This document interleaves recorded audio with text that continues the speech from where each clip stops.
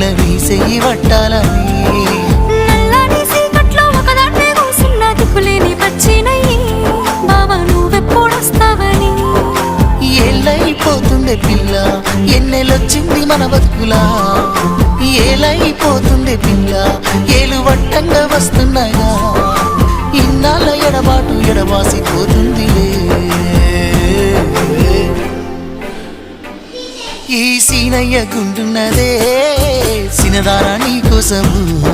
ఈ దూరాన్ని చెరుపుతూ తీరాల కగిలింది అందాల ఈ మానము